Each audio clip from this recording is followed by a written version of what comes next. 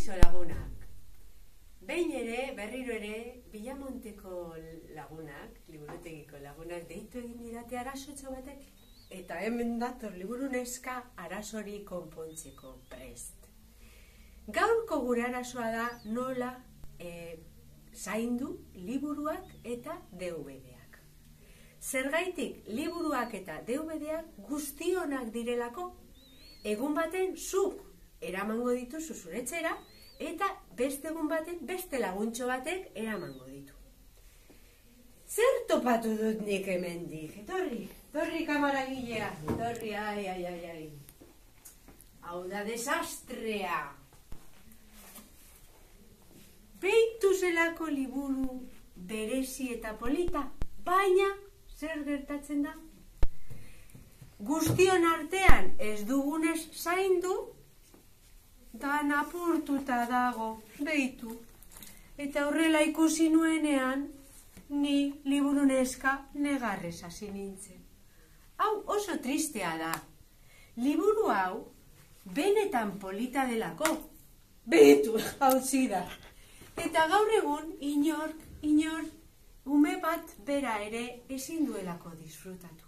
Eta liburu gutegikoek bota egin beharko dute paperezko zakarrontzira. Hori ez dago ondo, ez da laguntxoa? Berdin komentatzen dizuet DVD-ekin. DVD-ak beitu, gure Dora, hainbeste maite dugu, batzutan, emozioarekin horrela zabaltzen dugu, hartzen dugu DVD-a, ikutzen dugu leku guztietatik, eta dastatu egiten dugu. Ze gozoa dagoen Dora, baina ez, horrela ez du iraungo. Zer egin behar dugu laguntxoak? Zer egin behar dugu? Gure Dora beti berria bezala egoteko. Kontuz zabal. Sakatu hemen botoia. Hemen jartzen du sakatu. Atara. Hartu kontu handiarekin, ez ikutu hemengo aldea eta DVD-an sartu. Kontuz. Atara, berriro, sartu barruan, sakatu oso astiro eta itxi. Horrela, denon artean, eukiko dugu DVD-ak guztiak oso berriak. Liburuak horrela ez bukatzeko, gure liburuak dana emetik apurtuta eta hori, liburuak saiatu ez ataratzen horrela, beitu, etorri kamaragila. Hemen adibidez, ebatzen badugu emetik, hartzen badugu emetik, eta tiratu egiten badugu, hau apurtu egiten da, ez? Beti kontu handiarekin zabaldu, atera, begiratu,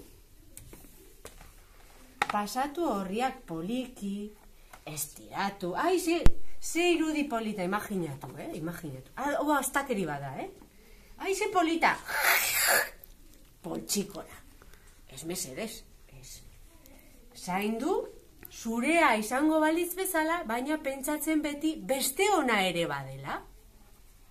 Eta gero behin bukatu duzunean, kontu handiarekin itxi liburua bere lekuan. Eta horrela, guztion artean, materiala, liburutegian dagoen material guztia, zainduko dugu. Eta badakizue laguna, problemak edo keskak, hemen dago liburu neska. Agur!